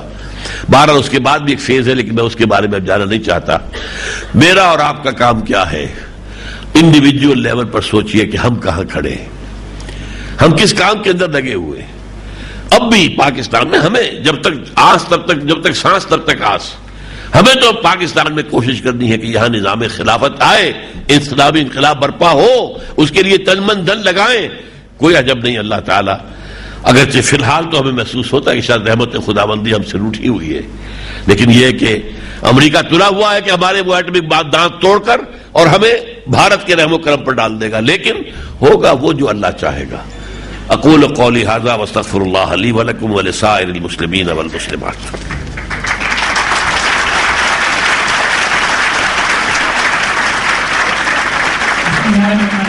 اور سوالات کا سلسلہ شروع کرتے ہیں. سب سے پہلا سوال خواتین کی طرف سے ایک سوال ہے کہ what is the relevance of the tale of Hazrat Khidr and Zulqarnain in Surah Kahf which should be recited as protection against Dajjal's fitna. اصل میں سورہ کہف کے اندر مثلا پہلے اصحاب کہف کا واقعہ آیا. وہ کیوں آیا؟ اہل ایمان پر ایسا وقت بھی آ سکتا ہے کہ اپنا ایمان لے کر وہ جا کر غاروں میں چھپ جائے، اور یہ وقت آیا. وہ اصحاب کہف پر بھی آیا تھا، اور آپ کو معلوم ہے حضور بھی 3 دن جو ہے چھپے رہے ہیں غار ثور کے اندر، اور یہ وقت پھر بھی آ سکتا. اور نمبر 2 یہ کہ ذوالقرنین، اور یہ کہ ایسا بھی وقت آ سکتا ہے کہ مشرق و مغرب اور شمال میں اسلام کا غلبہ ہو، حکومت ہو جائے. حضرت موسیٰ کے ساتھ جو سفر ہے وہ کس لیے ہے؟ حضرت موسیٰ کو جو خضر نے بتایا، ذوالقرنین کا معاملہ خضر کا نہیں ہے، وہ حضرت موسیٰ کا معاملہ ہے کہ جو ایونٹس ہوتے ہیں دنیا کے ان کا ایک ظاہر ہے. آپ کا ایک بچہ جو ہے فوت ہو گیا، اب آپ کے اوپر تو پہاڑ ٹوٹ پڑا صدمے سے. حضرت موسیٰ کو بتایا گیا کہ نہیں، یہ بچہ اگر جوان ہوتا، یہ اپنے والدین کے لیے دل آزاری کا موجب ہوتا، تو اللہ تعالیٰ نے چاہا ہے کہ اس کو لے کر ایک نیک اور صالح اولاد اللہ ان کو دے دے تاکہ ان کا بڑھاپا خراب نہ ہو. اللہ ان کے لیے خیر کر رہا ہے، شر نہیں کر رہا. تو قرآن مجید میں آتا ہے وَيَدْعُو الْإِنسَانُ بِالشَّرِّ دُعَاءَهُ بِالْخَيْرِ. انسان تو اپنے لیے بظاہر خیر مانگ رہا تھا، حقیقت میں شر مانگ رہا تھا، اس لیے کہ تم نہیں جانتے. عَسَىٰ أَن تُحِبُّوا شَيْئًا وَهُوَ شَرٌّ لَكُمْ وَعَسَىٰ أَن تَكْرَهُوا شَيْئًا وَهُوَ خَيْرٌ لَكُمْ. ہو سکتا ہے تمہیں کوئی چیز ناپسند ہو، حالانکہ اللہ کے لیے اس میں خیر ہے اللہ کی طرف سے، اور کوئی چیز پسند ہو اور اس میں شر ہو. اگلا سوال ہے in your lecture you have briefly explained Islamic economic system but you have never explained what should an Islamic bank model be. Please throw some light on the Islamic banking system. میرے نزدیک صحیح اسلامی banking ممکن نہیں.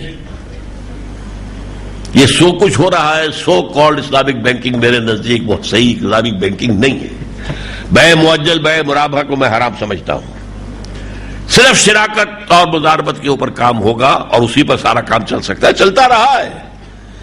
آخر مسلمانوں کی حکومتیں رہی ہیں، بینک تو کبھی نہیں رہا، کہیں پر سود نہیں رہا ہے. کتنے عرصے جو ہے یہ حکومتیں رہی ہیں. پوپ کے زمانے میں پورے یورپ میں کہیں سود نہیں تھا، neither usury nor commercial interest.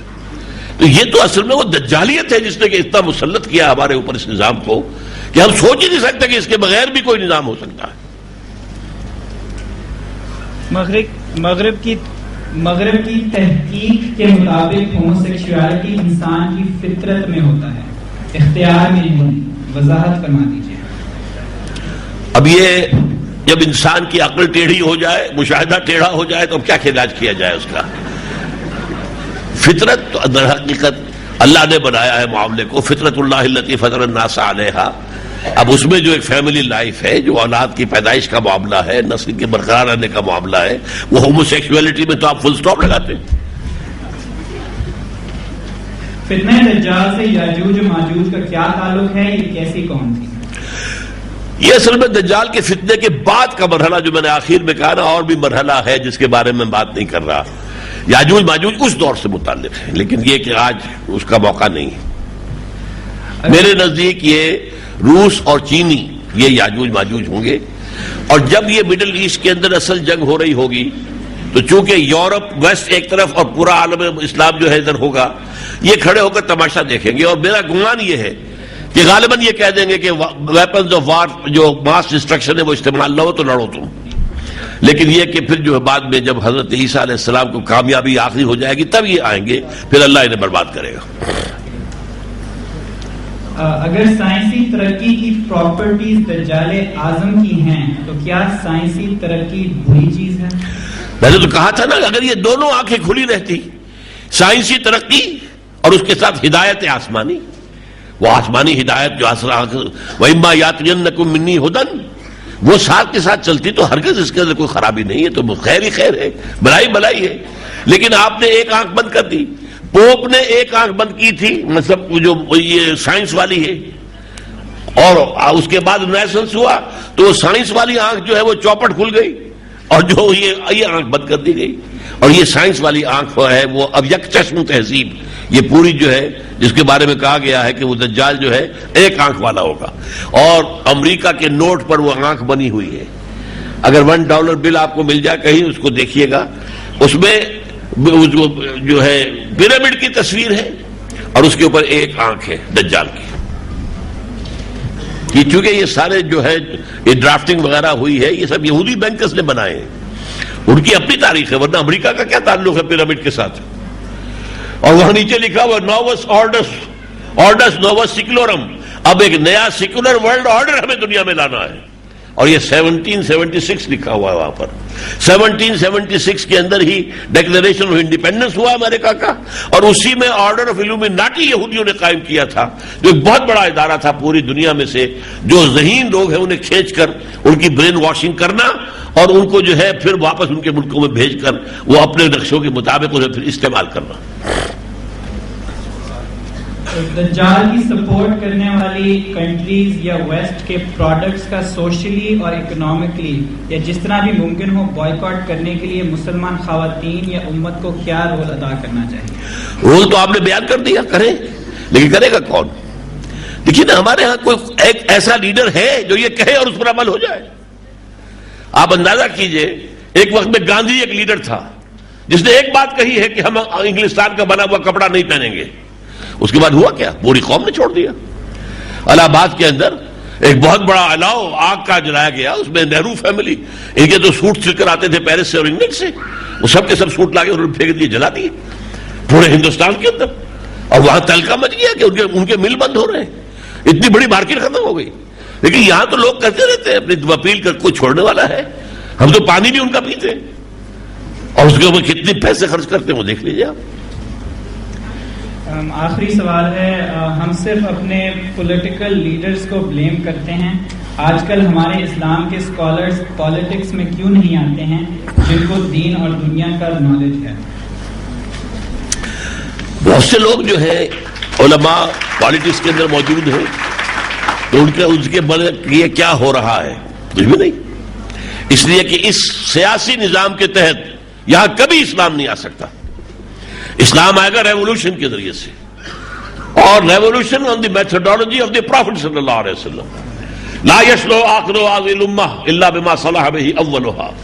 وہ منہج انقلاب نبوی میری کتاب پڑھیے, اس سے پتہ چلے گا کہ کیسے حضور نے برپا کیا تھا تاریخ انسانی کا عظیم ترین انقلاب. اور حضرت امام مالک کہتے ہیں لن یصلح آخر هذه الامہ الا بما صلح به اولها. جیسے شروع میں خلافت راشدہ تھی, آخر میں بھی خلافت راشدہ آنی ہے, لیکن آئے گی اسی طریقے پر عمل کر کے جس طریقے پر عمل کر کے حضور نے وہ انقلاب برپا کیا. بہت شکریہ, بہت خوشی ہوئی ہے اتنی بڑی تعداد میں نوجوانوں کو دیکھ کر. واقعہ یہ ہے کہ میری بوڑھی رگوں کے اندر بھی میں محسوس کر رہا ہوں کہ کچھ جوان خون دوڑنے لگا ہے.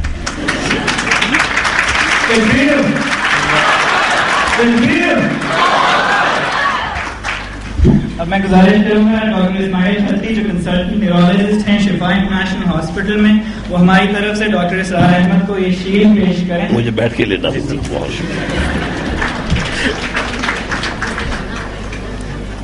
بہت شکریہ, جزاک اللہ.